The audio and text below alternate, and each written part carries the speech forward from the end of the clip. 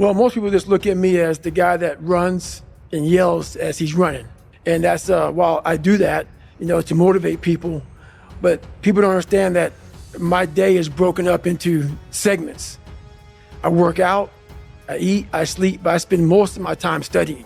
So like, I'm in the medical world. I'm a paramedic in Canada, but I spend a lot of my time trying to nuke every single thing about it, because I'm not trying to just be a paramedic, learn about veins and arteries and how the heart pumps and stuff like that. I'm trying to learn to the point where I can save someone's life. And even though paramedics are doing that all over the world, I'm trying to be that paramedic that can really dissect exactly what's going on and figure out, what medication goes where. Just trying to learn, the algorithm of what's going on, man. So I spend a lot of time with it. I'm not a real smart guy. And what I mean by that is I was born with ADD, ADHD. My brain cannot retain information. I'm not some genetic freak when it comes to running, when it comes to lifting weights. I am absolutely the bottom of the barrel. And people will never believe me. And they can just, whatever, believe what you want to believe. So when you ask me this question about what does studying look like for me, I have to go over the same page over and over and over and over again. While Jennifer can look at that page while she's, quizzing me, she'll learn it right then as she doesn't know anything about it. She will quiz herself or quiz me and learn it as she's quizzing. It's the most frustrating thing in the world how my brain works. So what I do is I literally sit there with the pen and paper and I have my books. And I go through and have to write everything down every single day. I will study the same page until it's photographic memory from writing the same thing down. And then from there, I'll go back through and relearn again. I'll learn the bulk of it, but then I'll go through and learn the small things within that. So if it's a medication, I'll learn what the medication does. I'll learn how to even say the medication. Because these medications aren't like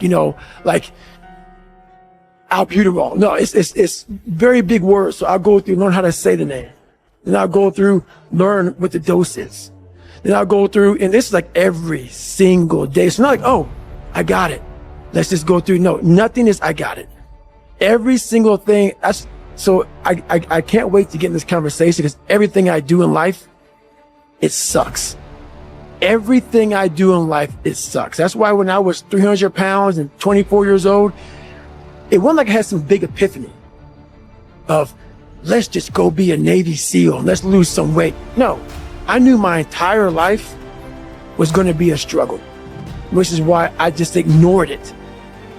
And I said, I'm not even trying to jump off into this shit and learn how to read, how to write, how to memorize, how to become something I am not.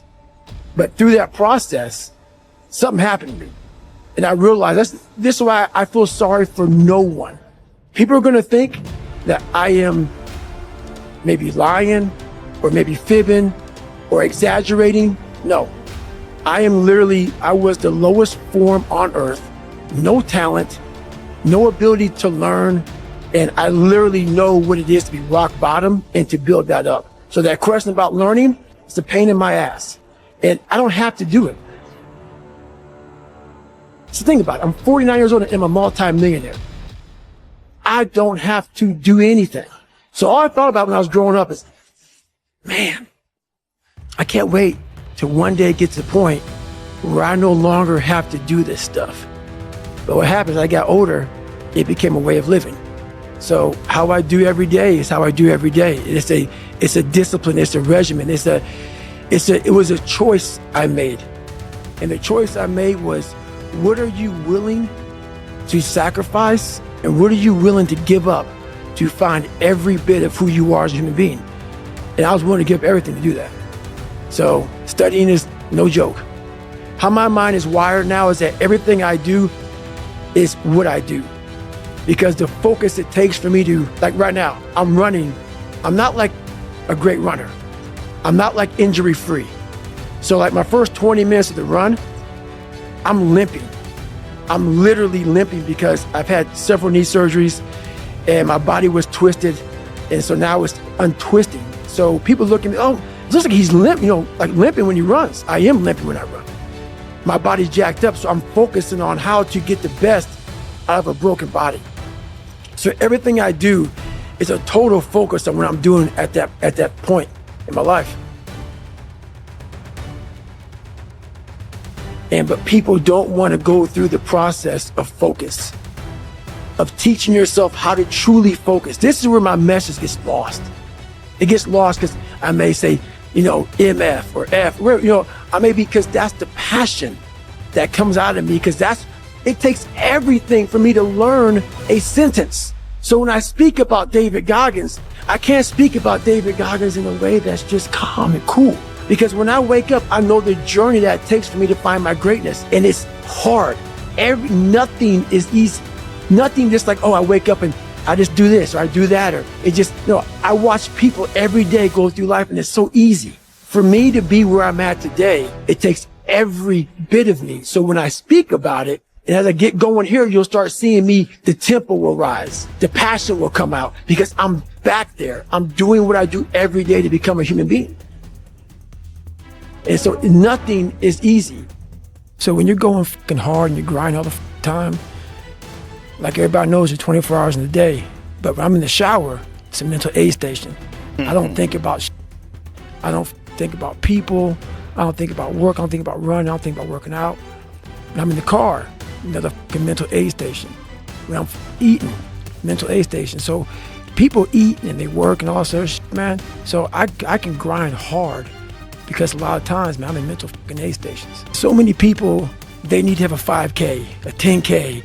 I need to have a course in front of me. I need to have something in front of me for me to get my fucking ass up and do some shit. And that used to be me. And nowadays, for past 20 some years, I don't need purpose. And people miss out on this, man. The purpose, we're all looking for this golden purpose. Is it this? Is it that? Is it making money? Is it my family? Motherfucker, the purpose is you. We forget that. Every fucking day I wake up and I don't want to do some I'm like, okay, man, do you want to be a bitch today? Do you want to feel like a little bitch? Do you want to walk around all day knowing that you could, but you didn't? So it's perform without purpose. You have to learn how to get up and do shit when you ain't got no fucking 5K, no 10K, nothing. Nothing exists. Your life fucking sucks. You're in the fucking dungeon. But guess what, motherfucker? I'm still going to get it. Because when that time comes, because the time is going to come, when that purpose is there, you'll be ready. But most of us aren't ready because we don't know how to do without having the golden carrot in front of us. People think that my knees are bad from a lot of running, and they're wrong. I wasn't born healthy. I wasn't born with some great body alignment, some great, I have sickle cell, I have all kind of shit. I have all kind of health issues, all kind of, so I had a choice to make. And the choice was, growing up, okay, this hurts, that hurts. We can just sit down and do nothing. Or we can see how far we can push the human body. So on that journey, as I started getting more and more into my mind and start realizing that what I'm capable of doing, my mind got stronger. So the pain in my knees, while it sucked, I've been doing it for so long. It was like, it became my new norm. Like, okay, my knees hurt, fuck it. Stop, and I call it like, stop feeling sorry for yourself, but you sometimes have to ignore your feelings. My decision was to be the best person I could. And I basically, a lot of mornings I wake up and say, fuck your feelings. And that doesn't mean like, don't take it literally, fuck your feelings. But sometimes you have to go beyond what you're feeling. I got to a point in my life where I realized this is life. And so I move on past things real quick. So people are like, oh my God, what are you going to do, David, if you can't run? Motherfucker, I'll swim. Or I'll go to college, or I'll do something else. This isn't my life. So I'm very aware how quick life can take shit from you. And I've always prepared my mind for the next chapter. And what happened with me was I started this thing called front loading. So when I was young, I used to be a little piece of shit. Like fucking, oh, I'm not good enough. I can't do this. I can't do that. The second I got my head out of my ass and I realized, man, you can achieve a lot of shit if you get off your ass and start moving. When you start motivating yourself, started becoming a self-motivator. So I started front loading. And front loading is people like, man, you've done so much by 47 because I don't know what tomorrow's gonna bring me. So my military resume is fat. You know, I fucking did a lot in the military. I did a lot outside the military. I've made money. I've done almost every race out there, hard race in the world. I've broken pull-up records. I've done a lot of shit. So when these bad times come, and also not like only that, like work your ass off so you can enjoy. Yeah, you're taking a shot. You know, you may not live to be old, but what if you do? And you worked your ass off when you were able, and you were able to fucking get up early, able to grind. If you front load it properly, the back half of your fucking life is money. And that's what I did. The second I realized that, man, you are a piece of shit, we got to get going. Because at 47, man, you're not gonna be able to do any of this shit. 50, whatever you are. So I front loaded. So all these bad things that have happened to me, I sit back and go, man, how are you handling this so well? Motherfucker, I've done it. I front loaded. I have the money I need, I have the success I need, I have the fucking, the determination, the willpower, and also the pride in myself. So when I wake up every morning, I know who the fuck I am. I front loaded perfectly. So I don't care what's taken from me.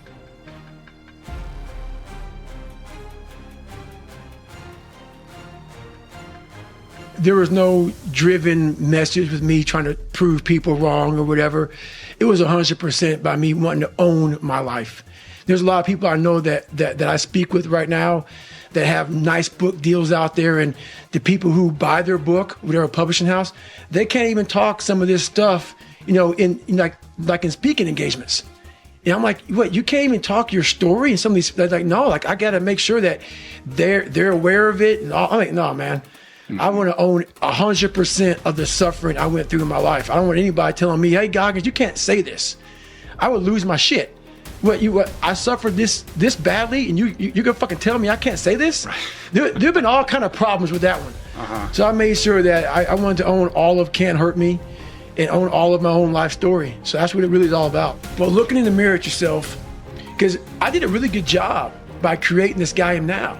So I can just go by and just live by this guy here. This is who I am. It's a big division because when I talk to people, like I see where I'm at today, but I know where I come from. And it's kind of hard to almost separate that. I'm almost, not in a way I'm kissing my own ass, but I'm amazed at what a human being can actually do. So when I start talking to myself in the third person, it's strictly because I know that I literally made this human being out of just like a whole bunch of scraps. And I wasn't, you know, I wasn't a mechanic. I wasn't a carpenter. So I didn't know how to do any of this shit. You know, I wasn't trained in how to build a human being from nothing. You know, like my mom didn't train me. My dad didn't train me. Life didn't train me. Well, life did train me. Yeah. Life did train me, correction. And I started putting this scrap metal together. I'm like, I wonder what the fuck's gonna happen. You know, the first year I tried to do was all fucked up. And after a while, I started learning more and more and more through pain and suffering. I started learning so much about stuff. Before I knew it, man, I built this beautiful car. I'm like, how the fuck did I do that? And I knew how, and I know how to do it because I have all the tools.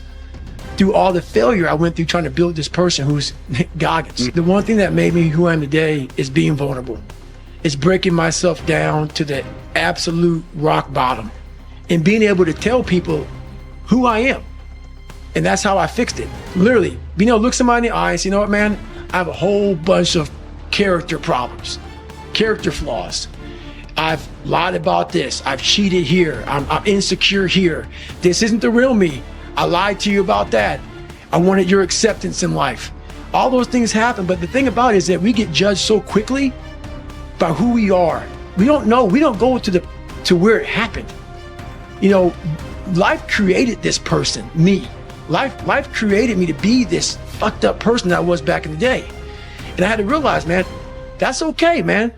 It's not my fault. Now I gotta go back and fix this shit though. So a lot of this isn't your fault, why you do some things you do, why you feel the way you feel. But no one's coming back to save your ass. You have to go back to where the shit started, wherever that place is for everybody, and have the courage to go back there and start fixing what broke you. When you come from a small town, and you come from a place that a lot of people don't want to come out of it and get out of it, and all you want to do is become somebody, small town mentality is a real mentality. You've got to be able to get out and let your mind see open-mindedness. Because a small town, what it does to you is it closes your mind, completely closes your mind. Not everybody. This isn't everybody, a lot of people. You have to be able to go out there and create open-mindedness. You need space. You need space to see the world. You know what? I grew up not that guy. So a lot of people put a title on me. They want to, they see me now. They see me now as the guy that with his shirt off, who can do 4,030 pull-ups in 17 hours, who can run 205 miles in 39 hours, who can do all this crazy shit. But what they don't understand is they don't understand the journey that it took me to get to this point. And what got me to this point was I was just the opposite of what I am today. I was that guy who ran away from absolutely everything that I got in front of me. But not many people knew that. I had two people. Like the real me was like this very scared, insecure, stuttering, got beat up by his dad, all this kind of stuff. And then I built this fake person that walked around like my shit didn't stink, you know? Right. Yeah, so that's kind of how I did it. And through a process of time, I realized that I was lying to myself and lying to people. It's a long process. Right. My dad beat the shit out of me when I was growing up. I was the first black baby born in this hospital called Miller Fillmore in Buffalo, New York. My dad owned skating rinks, he owned bars, he ran prostitutes from Canada to Buffalo, New York. My dad was a big time pimp, big time, anything bad about a person, big time hustler. He was American, you know, that movie with Denzel Washington? Mm-hmm. He was that, but not that bad. Right. You know, he wasn't that big, but that's what it reminds me of. He was that kind of guy. And beat the shit out of me, beat the shit out, out of my mom. There was an incident one time when my mom got knocked out on top of the stairs, and he dragged her down the stairs by her hair. And at 6 years old, I'll never forget this. In my mind, I was always afraid. My whole life I was afraid, but I had this fucking voice, this conscience that would always be battling me, saying, hey, you got to get up and do something. I didn't want to do shit. I was just afraid, but that voice would force me to get up. And my dad, I tried to beat him up, whatever, at 6, and I get my ass kicked. So this went on for several years. And I have a big time learning disability because my dad didn't believe in us going to school. So my dad, it was about the business, the skating rink and the bar. So the skating rink opened about 7 o'clock at night. And this is the time I was able to walk. So about 4, 5, 6 years old, 8, 9. And I go to this, skating rink at 7 o'clock at night. And I worked the skating rink until 10 at night. And then we would scrape the gum off the floors and we cleaned the whole skating rink up. And then my dad had an office. And my brother and myself would sleep in the office. And my mom would go upstairs and work the bar until 3 o'clock in the morning. And then they cleaned the bar up. So after all that shit was done with, going to school rarely happened. So when I went to school, I was all kind of, my learning disability. I had social anxiety. I was just a jacked up kid from living in this tortured home. From the outside looking in, we lived in an all-white neighborhood, and then we would travel to the ghetto of Buffalo, New York, where the skating rink was at. So we worked around mostly blacks, and I lived around mostly whites. But no one knew what was going on in that house on 201 Paradise Road. It's crazy. But my mom got courage to finally leave him when I was about 8 years old. We moved to a small town in Brazil, Indiana, and that's when the real war started for me. I didn't want to get back in that damn water again. So the fear overcame me, and all my insecurities from my dad, from this small town, from everything started coming back. And even though no one knew how fucked up I was, how to create this other person who was tough, I lived with this shit all the time. So me not wanting to go back in that water, the doctor called me back up. I thought I was going to get like a medical kick out of the military. So no quitting for me. They'll kick me out so I can have some pride. The doctor said, no, man, we can put you back into training. And I was like, fuck. But after a week, I'm like, you know what? I missed 1 week. There's only 3 weeks left. There's a good chance, I could tough this shit out and go on. But I went back to the CO and the commanding officer of the program, and the sergeant said, hey, you got to start from day one because you missed, that week of training. And I broke. I couldn't imagine going back through that again. So I made up a lie. And I said, man, the sickle cell thing is really scaring me. It was the fucking water. It wasn't sickle cell. And I pretty much quit. Even though they gave me a medical, I quit. Well, it was pretty crazy for me. It took a while to get to that point where enough was enough. What happened, I came home one night from work spraying for cockroaches. And long story short, I turned on the Discovery Channel. I saw some guys going through Navy SEAL training, and they're going through Hell Week, and they're getting their ass just beat. You know, in and out of the water, guys ringing the bell. They're just suffering. And I was weighing like 297 pounds. And I had to make a change in my life. You know, I was at an all-time low, and I wasn't going anywhere. And I was exactly what everybody said I was gonna be, which was nothing. So I had to make a change. Well, for me, growing up, I came from a horrible background. I got called nigger every day of my life growing up, lived in a small town. The Klan headquarters at that time was about 20 minutes from where I lived. One of the high ups in the KKK, son, sat behind me in 2 classes, so he called me all the time. Got my first car, they spray painted, we're gonna kill you on it. So I was just an insecure, scared kid. And the only way I could find myself was through putting myself through the worst thing possible. No one was helping me out. So my dad made my mom kind of irregular. So she worked 3 jobs, went to college full time, so she was never around. One time this person drew a picture of me and said, "We're gonna kill you, you're on my Spanish notebook." And I took it to my principal, and my principal said they spelled nature. That was the best advice he can give me. So long story short, what I realized was no one was here to help me. And the feeling I had every morning, I started shaving my head when I was 16 years old. And the feeling I had every morning, I looked in the mirror, was horrible. And I didn't want to feel like that anymore.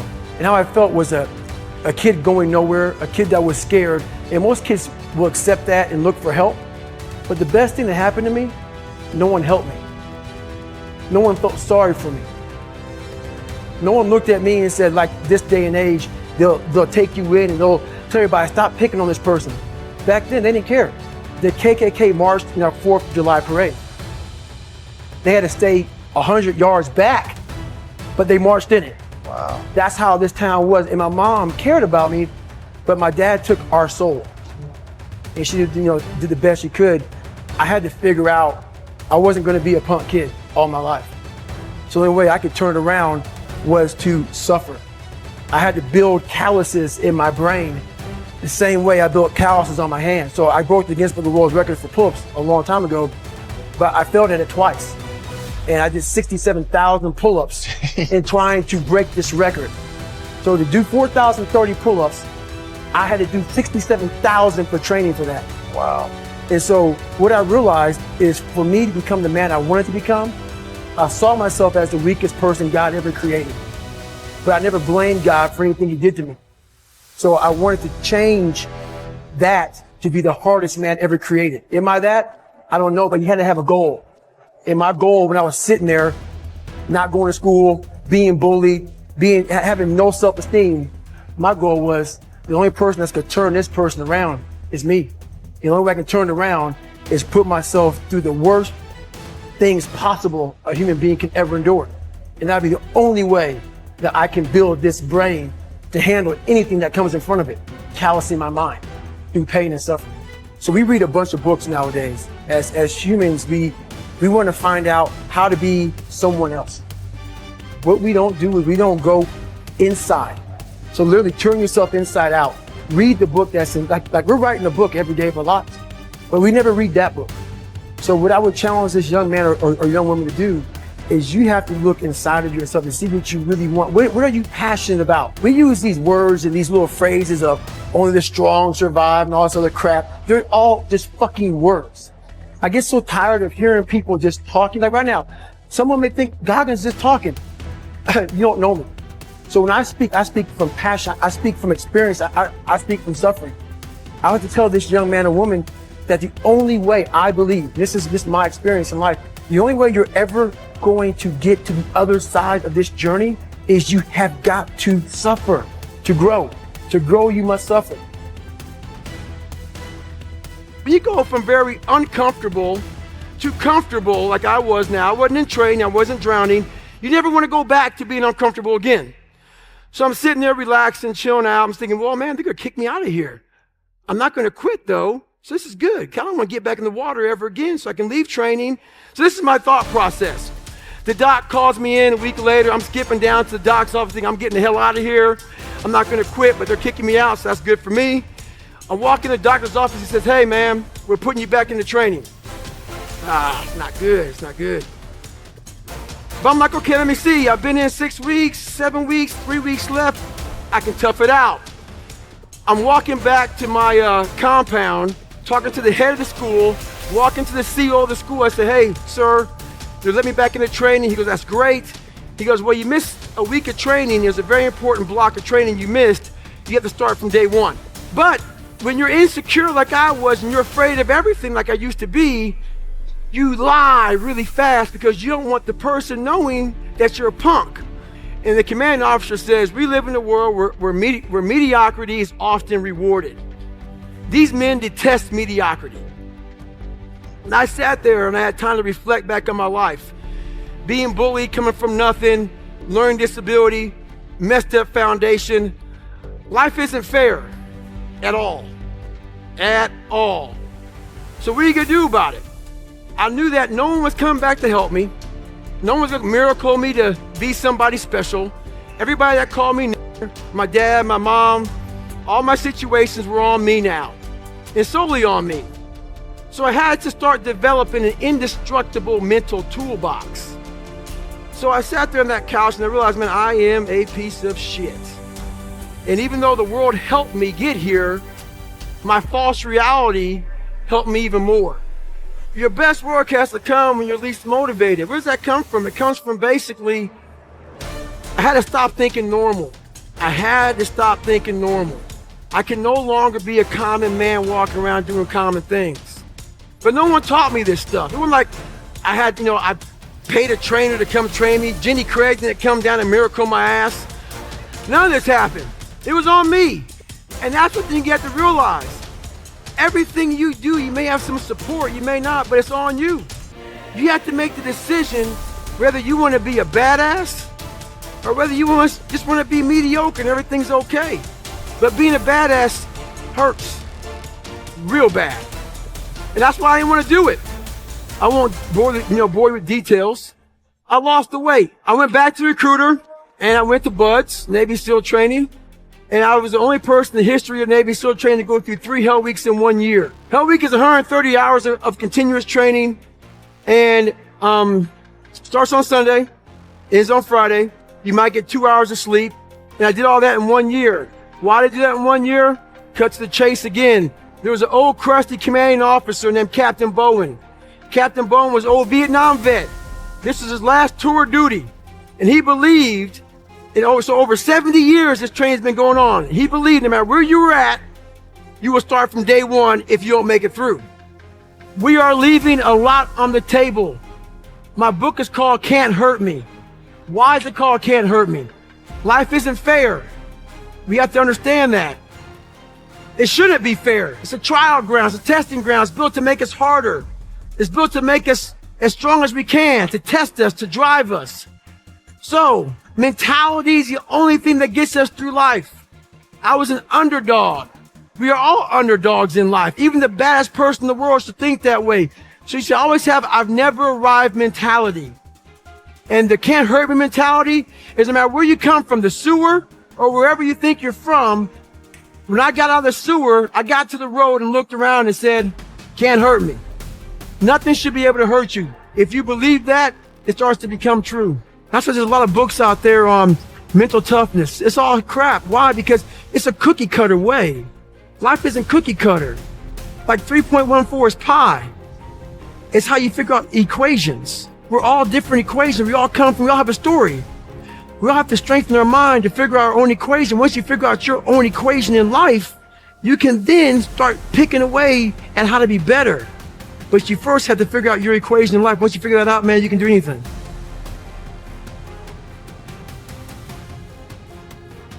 There's a big difference between 99% and 100. I always thought that I was giving 100%. I wasn't, but I was only 1% from making that money, from being where I want to be, from having everything in life that I've ever dreamed of. But it's that 1% that we sleep on. That's why it's so easy to be great nowadays, because most motherfuckers are weak. Basically, I made a decision about 23 years ago that I was a loser. I called myself a born loser. I don't feel that way now, but that's how I felt a long time ago. And I made a decision to go all the way in. And a lot of us have this mindset of balanced. It's important. We all have family, a lot of us have kids, a lot of us have wives, husbands, moms, dads, brothers, sisters, all that shit. But if you want to be part of that 1%, which I know all of you want to be, I'm sorry to say, you got to throw that balance shit in the wind. The only way you can do it is if you go all the way in and talk to your family and say, I'll be home, but not today. So the thing about it is the unbalanced mind allows you to do everything at a level that most can't even fathom. They look at you, they see you grinding and grinding and grinding and grinding. And while they are at this mediocre level, you slowly rise and rise and rise. I call it front loading. If a lot of you right now want to be the best, you front load your life. So then that family that you were unbalanced with, you bring them on board when you're 40, 50, and 60 and say, okay, now I'm home forever because I'm making a shit ton of money, or whatever the hell you're trying to do. So it's all about that mindset of how hard you want to go. And a lot of people come up here and talk to you about a lot of bullshit. And they go home and they write shit to motivate you. Right now, I'm a 47-year-old smoke jumper out of British Columbia. I took 5 days off of jumping fires. I'm a retired man, got a shit ton of money, but it ain't fucking enough. I still must grind. It's never enough. There's zero finish line. Because once again, you all are here for a reason. And the thing about it, a lot of you, trust me, what I say, don't take it personal, because I don't know anybody in here besides this man. So if I say something and it's not who you are, just fucking ignore me. Don't come up to me after this shit's over and give me your life story about, hey man, you was wrong about me. I don't know the fuck you are. I'm just talking in general fucking terms. But what I'm trying to say here is the reason why I did not succeed in the first 24 years of my life is because I hadn't developed belief. And this isn't some after school special, some fucking Sesame Street shit that you look, oh, believe in yourself. Your mom and dad, you wake up, believe in yourself. That ain't it. People think, why the fuck are you running 100-mile races, 200-mile races, breaking pull-up records? Why are you a smoke jumper at 47 with all this fucking money? I just do me, you know. I'm out there running, working out, and just trying to find out more of what this is all about, trying to find out more what I'm all about. So that takes me getting away. You know, I'm not about even doing these podcasts, man. So nothing against you, but I'm not about all this stuff. I'm not one that likes to hear himself talk a lot. I'm about action, and action means less talking and more doing. So that's where I've been. I'm always looking for more. I'm always looking for what's the next thing for myself. How can I grow? And that right there was the next thing for me. You know, I didn't want to sit back and, you know, just enjoy my retirement from the military. There's no growth in that. So I decided to go out and do this. Sometimes there is a way to get out, but a lot of times it's just, you know, if someone gets hurt on the jump, a lot of times we have to build, like cut down a bunch of trees so a helicopter can come in, land, and get them out. So we are the only access. We have to save ourselves. So a lot of times we are the team to get us in and to get us out. There's a lot of daylight. So when I'm out there, man, there's a lot of daylight. In the middle of the summer when it's That's hottest, right. When you've got tons of, right, okay. That's yeah, right. yeah, So yeah. there's not much dark. So you're basically working a lot of hours. So, and then when it gets dark, you're actually working through the nighttime. And then you get a little rest and you wake up and you're at it again. And then when the fire's out, you control the fire, make sure there's no more hot spots, make sure everything is black and wet, because we literally wet the whole area down. So there's no hot spots.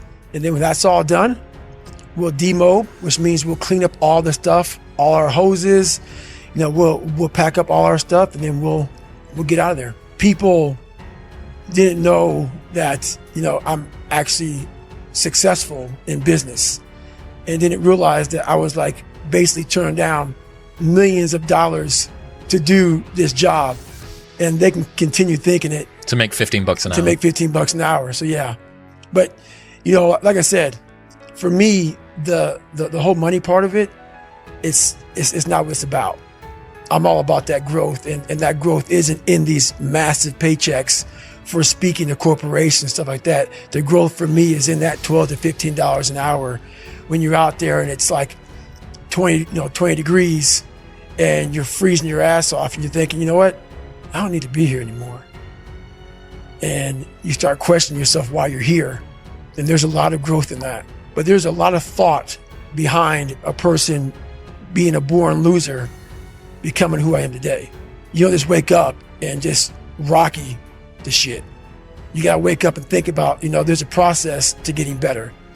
And that process is never finished. You have to learn to cap success. So what I do is, like right now, I don't like doing podcasts. There's a lot of things I don't do that I have to do now to get the message out there to help people out. And what I mean by capping success, I believe everybody should live their life. So everything that someone says in life, take it with a grain of salt. Take what they give and don't be like, oh, David Goggins said this or whoever said this. No, do not take what I say and do exactly what I say. So for me, what makes me who I am, because my mission is very different than yours or anybody else's. I have to go into a situation knowing, okay, I'm a guy who wants to make people better. For people to get better, I have to continuously get better myself. For me to do that, I can't just say, oh, I have this resume. The resume is there forever. I'm good. I have to cap my success, because for me to help people out, I can't just say I did it once and I'm good. I have to continue to reinvent the wheel of the mind and figure out more and more ways for you to pull. Because if I have a cookie cutter message, it may hit 5 people out of 25. You just failed. My message needs to be in a way where I can hit all 25 people. It needs to be broad enough to where all 25 people may not like the message, but they're getting something from it. And that is evolution. You must continue to evolve. And you don't evolve, for me, in my job, unless I cap myself somewhere and say, okay, you made this much money, get back to fucking work. It's time to get back to work. Stop hearing yourself talk. Get off the podcast. Don't be on social media too much. Cut out all the fucking noise. Get back to the fucking mental lab, because that's where the knowledge came from. So for me, I must cap myself so I can come back with better, more unique knowledge versus all that cookie cutter knowledge that's out there. That's why people buy the books I have, because it's not cookie cutter. All the knowledge for myself comes from that place. It doesn't come from the place of success. My knowledge does not come from the place of, because for me, like, I built Goggins from the ground up. I was born David Goggins. David Goggins wasn't good enough. He was a scared, bullied, abused kid who struggled in life. And that kid, whenever something got tough, no matter how hard I trained, no matter how ready I was, whenever something got tough for me, David Goggins, the real David Goggins, would come out and he would quit. So I realized this over a period of time. So I had to build Goggins. And in that process, I had to go back to that mental lab. And that mental lab is at scratch. That mental lab isn't that trained humility. And so that's where I get better.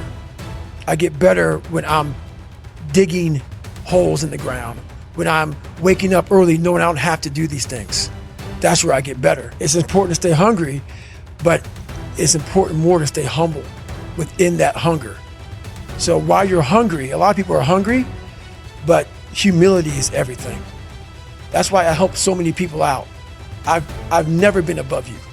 I've always pretty much been beneath you, and that's where my knowledge came from. So I know how to reach those people who are in the dungeon, because I've been there so many times. I'm not gonna sugarcoat anything.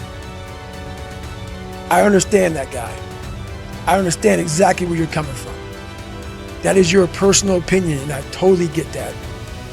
But there's very few people in this world who want to do a job like that. And it takes a different kind of mindset. Is it tear gas appropriate? I don't know. How hard that training is, I don't expect anybody to understand it, but 1%. But the loud voices of this world are the 99% who don't understand exactly what you have to do. That's why when I speak and you don't understand me, it's probably a good thing. Because that probably means I'm in an area of life that you're not in, which is fine. That's why I don't judge people. And this guy right here judging that, unless you've been there and done that, and you really can't speak about it unless you're in those situations that are so hard that takes a special human being to get through them. I don't try to convince people otherwise.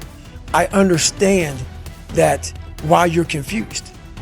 I understand why you say things like that. I'm not saying anything bad about that. I understand it. But also, what you don't understand, what you fail to understand, is the other side, that you need people like that. You need the Elon Musks. You need the David Goggins. You need some of these Navy SEALs, some of these other people. You need those people. And they forget that. And it takes a very, very unique person and unique mind to do some of these jobs that are necessary in this world. That's the problem. That's the problem. And that's a problem that I've always had. Is that right there. Is that even some of the most trained people in the world fall back on that. It's easy to talk about. Like I said, when you go through it once, it's a perishable skill. Hardness, mental hardening, mental toughness, it's a perishable skill. Just because you went through some training once and you got through it doesn't mean it lasts fucking forever. And that's where most people hated me in my life, because I realized that. You don't just say, oh, I got it, I'm checked off, I'm good for the rest of my life. That's why you got to recall. You recall on fucking everything. And you definitely must recall when it comes to the mind. That is one of the biggest requalifications you must have.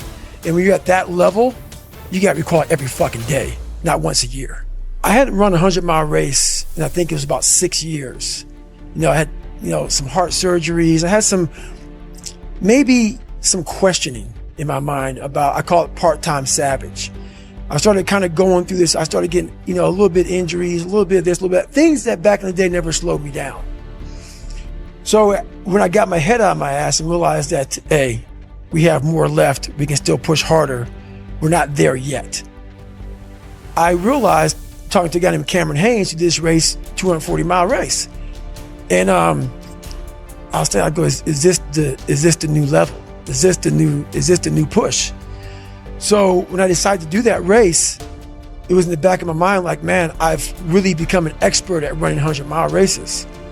So for me, this was the new level, the 200+ mile race. And what was so amazing about that, as you probably read in the book, I had a hard time the first time doing it. I came back and did better. But what's amazing about the human mind is that it becomes your new norm. Like to think that I can run 200 miles, 240 miles, and that becomes like running 50. I never thought that was possible. This is why I'm always pushing that limit, because I know that within pushing these limits, there's always more.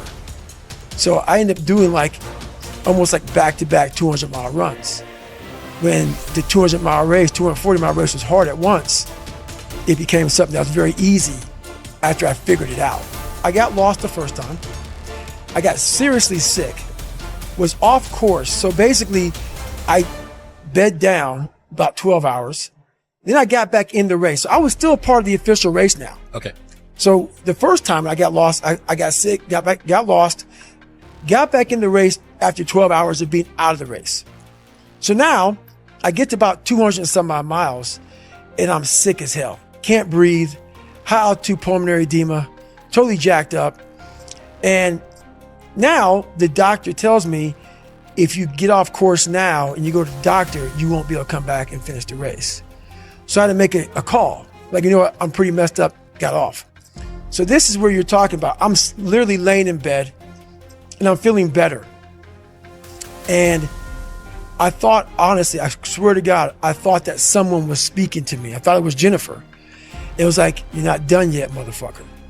And I'm like, what the fuck is this? It was actually probably my subconscious saying, get your ass back out there. So I wake Jennifer up. I'm like, hey, how much time do we have until the cutoff? I know that I'm already, DNF'd. So no matter what happens here, I'm not going to be an official finisher of this race. This isn't for glory. No. This is now for the fact that you can. So either you can sit here and not and think about that for a whole year until you come back here and do this, or you can go out there for yourself and take some kind of pride in knowing that you could and you did. A lot of people, man, how do you do what you do? At the end of the day, I ask myself one question: can I take one more step? And usually the answer is yes. So if you can answer that question and not take another step, that is real failure. That is real quitting. So a lot of people can take one more step, but they choose not to. I don't know if you can take 2 steps. You got to answer that question after you take the first step. But I can always take one more step. So if I choose not to, that's on me. And I got to live with that. So the 1 second decision is, I had to live through that 1 second decision several times during this race. So this race took me 100 and some hours, okay? And this is what people don't get. For you to finish that race, even though I DNF'd, I still finished in the time. So there's a lot of pride in that. If you're 100 and some odd hours, let me use Hell Week. This is a perfect example. Hell Week's 130 hours. And 130 hours is a lot of seconds. A lot of fucking seconds. And if you lose, let's say you win every second but one, you lost. It only takes 1 second for you to lose the whole thing. So the 1 second decision is just that. You're in a situation where life is sucking. Let's say you're in extreme cold water and your life is flashing before your eyes. Every time that wave goes over your head, your thought process is, I gotta get the fuck out of this water.